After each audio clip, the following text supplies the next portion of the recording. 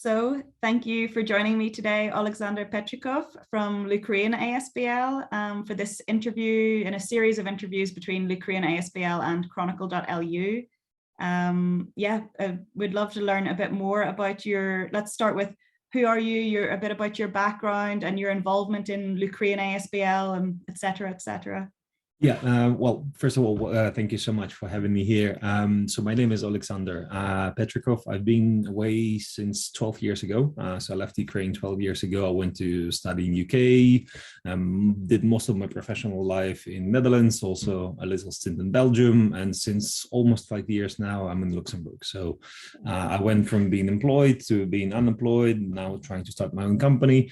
And when the war started, basically there was a choice. I personally, for me, I had some identity crisis. So when being 12 years outside Ukraine, having many Ukrainian friends, I was confronted whether I'm real Ukrainian or not. So except having the passport. So when the war started and Ukraine were looking for volunteers for different groups, I had to make a choice.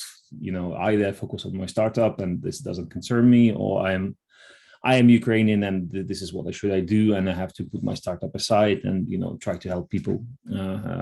So that's what happened. So at the beginning, I joined the media group because I thought I can contribute. So I put up the first version of the website that we see now on the Ukrainians.lu. It was at that time help.ukrainians.lu. So we did the first communication, and that's how we started.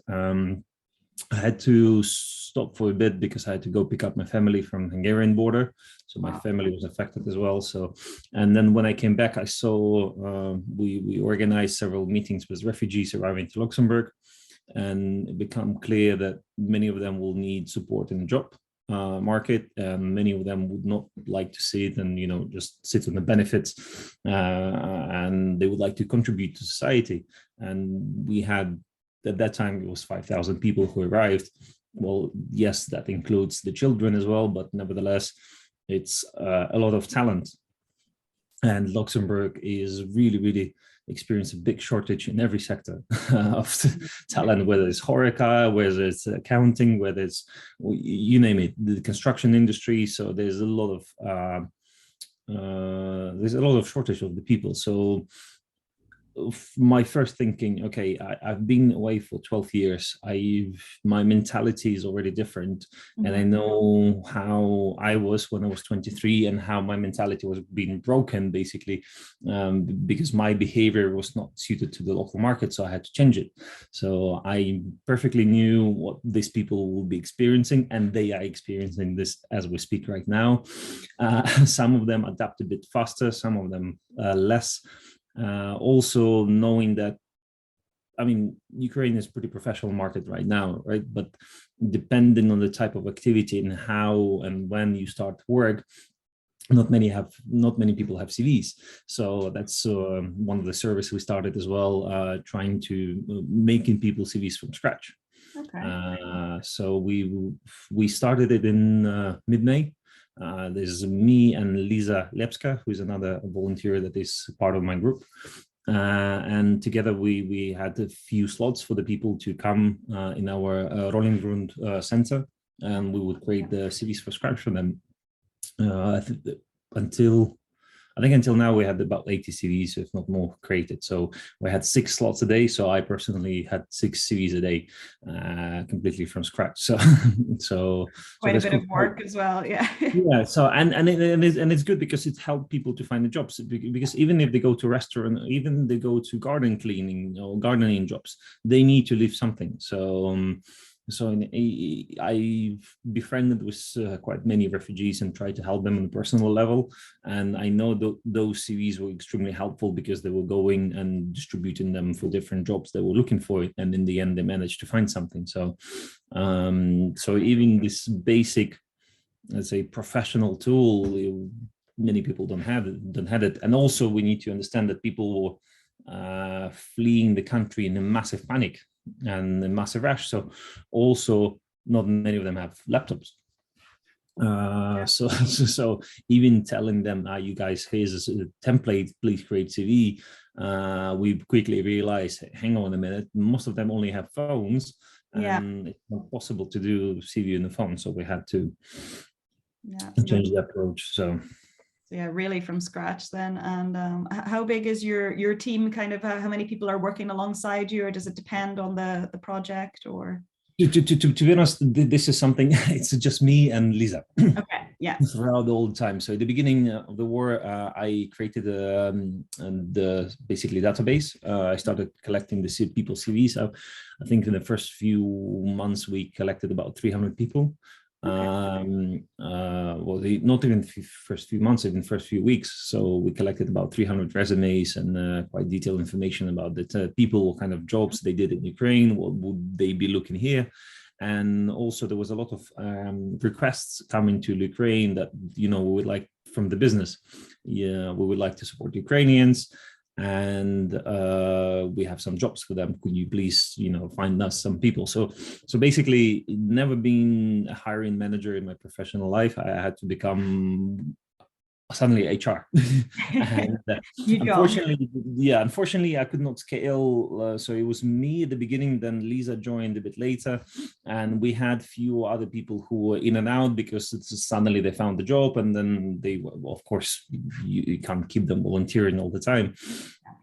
So it's basically me and Lisa, who are more or less full-time doing this HR work, trying to, replying to the job request, trying to screen people, trying to make sure the information is accurate, and then we send CVs. So for the first, because we stopped this, it was become a bit too much work. So at some point we kind of stopped it, and because also people were mostly focused on getting housing, getting schools for children, so the jobs was not their priority.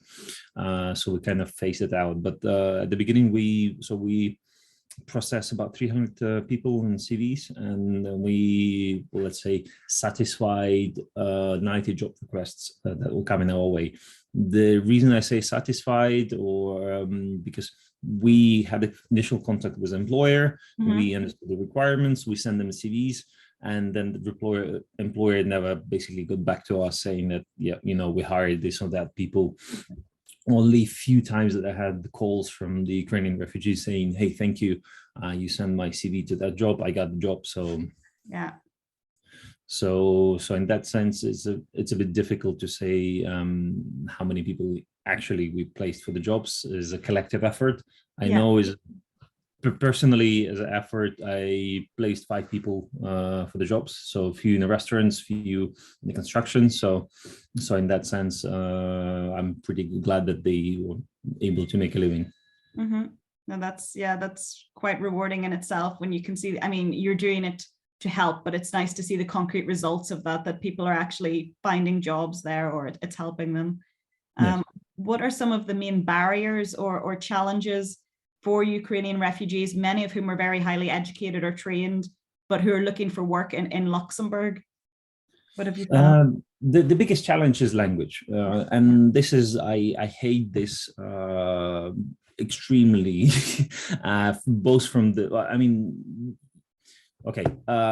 from the employer side. Yes, this is mainly coming from the employer side. When the industry, let's take the HoReCa sector as an example, and the industry is lacking people crazy, and there's not enough people, and we have people, if you come in as a refugee and you don't have a language skills, so you cannot get an office job as an accountant, you can get, even if you're a professional accountant, you can get a job there. So the only few options that you have is either construction, if you're a man, or you're strong enough woman, or cleaning, or HoReCa. So it's either a waiter or working back in the kitchen. And even for the jobs working back in the kitchen, doing dishes, they were asking for French. I had personally, so we met, it's one of the first jobs that we had. It was a cleaning company, small cleaning company. We brought 3 ladies. One of them understood English but could not speak. Other 2 had a bit difficulty even understanding. But it's a cleaning lady. You show once how it's done, and then it's repetitive. The ladies did a good job on cleaning. They went on trial, but the person was saying that, yeah, the communication is difficult. At some point, he came back to me saying, we're still looking for the people. I said, okay, what kind of people are you looking for? Oh, yeah, we had this Ukrainian lady who spoke Portuguese, but she went back to Portugal.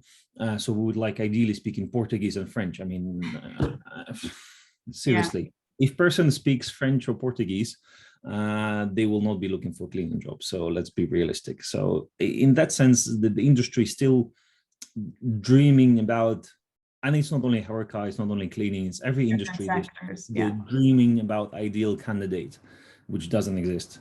Yeah. And I think this is the main barrier. Of course, when you owner of the business, you put money on the line and you need to train stuff, but you need to understand this is they're not immigrants who decided to leave their country and, you know, to start a new life somewhere else.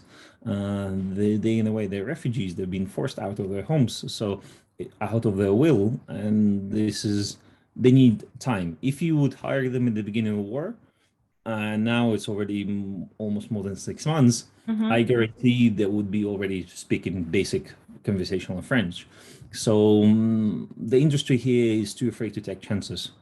There are cases that people take chances and do, but it's more exception of the rule rather than ongoing. Yeah, there's still a discord maybe between the expectations and the reality that there is there. And like you said, it's an exceptional situation as well. And how do you identify kind of which skills or training courses are most needed for the refugees that you're working with? I know recently, we can talk a bit more about that as well. You launched this accounting training course, but in general, the skills and... Yeah, that's correct. So now from individual help that I've been doing personally and part of the LUkraine as well, we try to focus more on the projects like this more full-scale training projects. So we started this pilot for the accounting.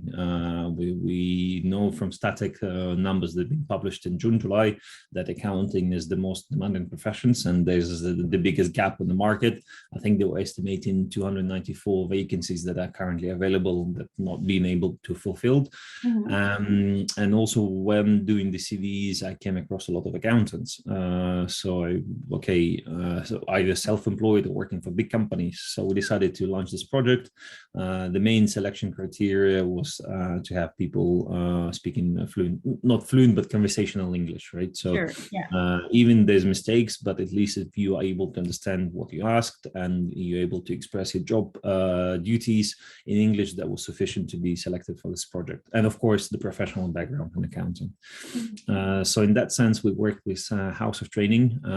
Initially, the program was just a bit basic, but once we collected the final group of 10 people, we looked at the background and we sat down with the coach and we presented to the coach the abilities of the people. So they did it a bit tailored.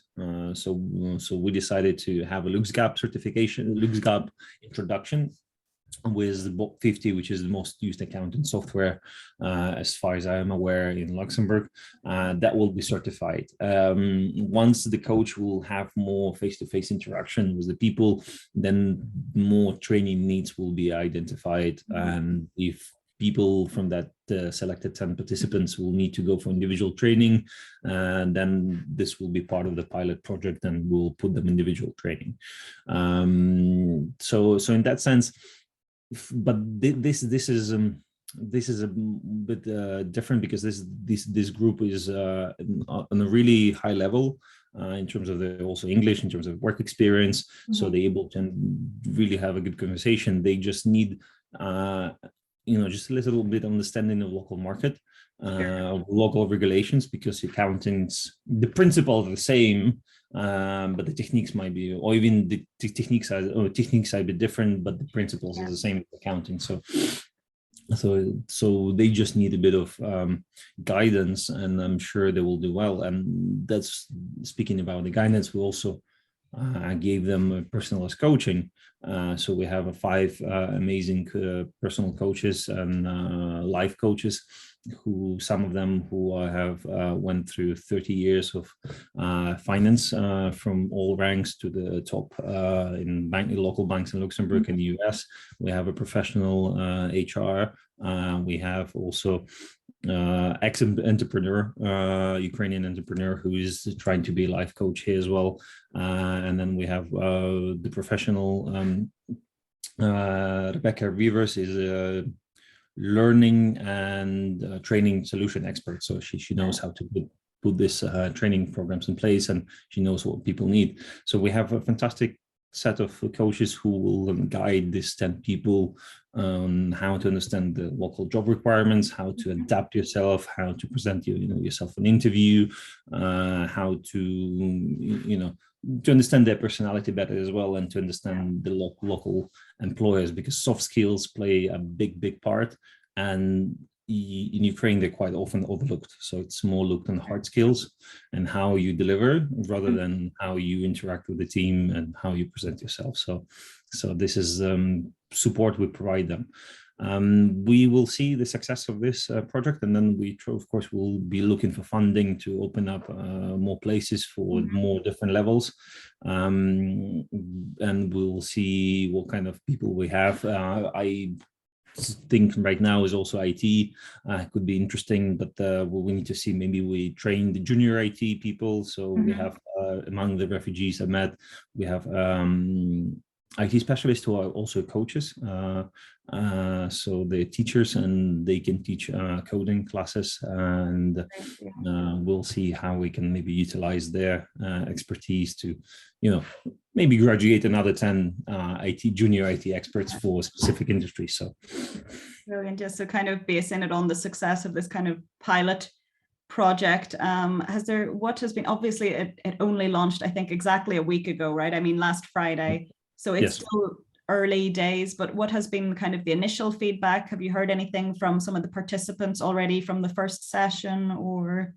Yeah, so we had a kickoff meeting because it was difficult to explain to everyone on text on Facebook what this program will be exactly. So people knew it's going to be accounting training, but when we actually did the kickoff, they were surprised how much more they will get. They will get the new pictures, the little personal branding. We're thinking maybe if we can have a capacity to do the video interviews, so we can publish these profiles online where they can present themselves and little mini self-pitch. So if there's industry interested, visibility. Yes, exactly. Give them a bit more visibility. That's what, at least at LUkraine, what we can do. And the personalized coaching. So they were really amazed. And after the presentation of the whole project to the coaches and to the coachees, they broke out with the respective coaches for the first introduction sessions. And I have to say, everyone was pretty amazed. And I'm happy that I also did a good job matching right people with the right coaches, because sometimes personality. So most of I think everyone clicked together. So I think they will be really productive. I've seen already this week already few coaches having their first mentorship sessions, and I had some feedback from the mentors as well. And they're pretty happy with the coaches that they received, and they're pretty happy with the people, and they will do utmost to support them to get a nice CV, to get a nice introduction, and to maybe utilize their network and recommend as well for some certain jobs. So we'll see. So I think it's I think it's great. They will start. So we start last week. This week it's kind of quiet, but the professional courses will start next week, and then we see how it goes. Perfect. Yeah, sounds really well-rounded, and a lot is going into it. There's a lot going on, so brilliant. And then I had one last question. Of course, add anything else you like, but that you think would be important.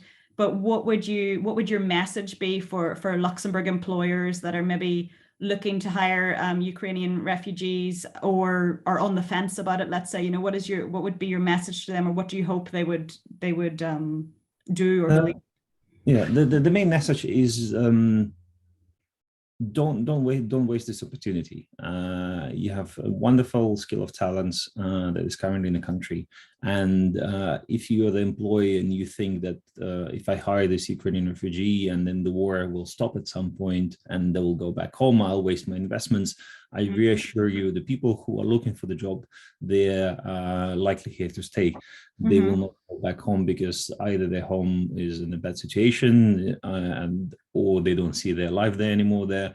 So if people applying for the job, they're applying for the reason and they're likely here to stay. If people who don't apply for the jobs, they're likely to go, and those you don't see. So don't be afraid to take a chance. Don't be afraid to hire them, even they have a poor language skill, because it's either you're losing the serving capacity, if you talk about Horeca again, serving capacity or whatever capacity you're losing, or you just give someone a chance and you have to squeeze it through, and then they will bring more benefit than you expect. Sure. Yeah. Perfect. I think that's a very strong message, and a positive one as well, that kind of a win-win situation for the Luxembourg market and for Ukrainian refugees looking for work here. So thank you very much. I wish you the best of luck with the project, with the accounting course, and hopefully that will be the building blocks for some more successful courses as well in future. And yeah, thank you very much, Oleksandr. And yeah, thank you for your time and for sharing your knowledge and your experience with us. Thank you, Jasmine. Pleasure to speak to you today. Thank you.